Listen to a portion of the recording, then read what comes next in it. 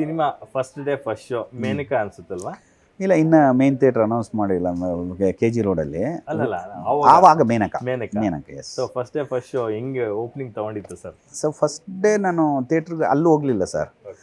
ರೆಗ್ಯುಲರಾಗಿ ವಜ್ರೇಶ್ವರಿ ಕಮೆನ್ಸಲ್ಲಿ ವೀರೇಶ್ ಇದು ಪ್ರಮೋದಲ್ಲಿ ಥಿಯೇಟ್ರ್ ಪ್ರಮೋದಾಗ ಹೋಗ್ತಾರೆ ಸರ್. ಪ್ರತಿ ಅಪ್ಪು ಸಿನಿಮಾಯಿಂದ ಹಿಡಿದು ಎಲ್ಲ ಸಿನಿಮಾನು ಅಲ್ಲೇ ಪೂಜೆ ಮಾಡಿ ಆಮೇಲೆ ನೆಕ್ಸ್ಟು ಮೇನ್ ಥಿಯೇಟ್ರಿಗೆ ಹೋಗೋದು. ನಮ್ಮ ಪ್ರಮೋದ್ಗೆ ಹೋದ್ವಿ, ಹೋಗ್ಬಿಟ್ಟು ಪೂಜೆ ಮಾಡಿ ಸಿನಿಮಾ ನೋಡಿದ್ವಿ. ಆಡಿಯನ್ಸ್ ಎಲ್ಲ ಕಿರ್ಚೋರು ಮಾಮೂಲಿ, ನನಗೇನು ಅನ್ನಿಸ್ತಾ ಇರಲಿಲ್ಲ. ನನಗೆ ಭಯ ಒಳಗೆ. ಫಸ್ಟ್ ಸಿನಿಮಾಲ್ಲಿ ಯಾವುದೋ ಒಂದು ಮೊದಲ ಪ್ರಸವ ವೇದನೆ ಅಂತಾರಲ್ಲ, ಹಂಗೆ ಫಸ್ಟ್ ಸಿನಿಮಾ ಹೆಂಗೆ ರಿಸೀವ್ ಮಾಡ್ತಾರೋ, ಹೇಗಿರುತ್ತೋ, ಏನು ಎಂಜಾಯ್ ಮಾಡ್ತಾರೋ ಅಂತ ನೋಡ್ತಾ ಇದ್ದೆ. ಇಂಟರ್ವಲ್ ಆದಮೇಲೆ ವಾಪಸ್ ಅಲ್ಲಿಗೆ ಹೋದ್ವಿ. ಅಲ್ಲೂ ಮಾಮೂಲಿ ಕಿರ್ಚೋರು ಎಲ್ಲ ಇದು ಮಾಡೋರು ಬಂದರು. ನನಗೆ ಭಯ. ನಾನು ಸೀದಾ ವಜ್ರೇಶ್ವರಿ ಕಮೆನ್ಸ್ ಹೋಗ್ಬಿಟ್ಟೆ. ಹೋಗಿ ಒಂದು 3:30-4 ಗಂಟೆಗೆ ಒಂದಷ್ಟು ಫೋನ್ಸ್ಗಳು ಬರೋಕ್ಕೆ ಶುರುವಾಯ್ತು ಸರ್. ಫಸ್ಟು ನನಗೆ ಸುಮಾರು ಜನ ನಮ್ಮ ಸ್ನೇಹಿತರು ಸಿನಿಮಾದವರು ಹೊರಗಡೆ ಏನೋ ಸಿನಿಮಾ ಮಾಡಿದ್ದೀಯ ನೀನು ಹಿಂಗೆ ಮಾಡ್ತೀಯ ಅಂತ ನಂಗೆ ಗೊತ್ತಿರಲಿಲ್ವಲ್ಲ ಅಂತ ನಮ್ಮ KP ಶ್ರೀಕಾಂತ್ ಫೋನ್ ಮಾಡಿ, ನಾವೆಲ್ಲ ಜೊತೇಲಿ ಇದ್ವಿ ಆಗ. ಯುವರಾಜ ಮಾಡ್ಬೇಕಾದ್ರೆ ನಮ್ಮದು ಅವ್ರದ್ದು ಒಂದು 3 ಇಯರ್ಸ್ ಜೊತೆ ರಿಲೇಷನ್ಶಿಪ್ಪು.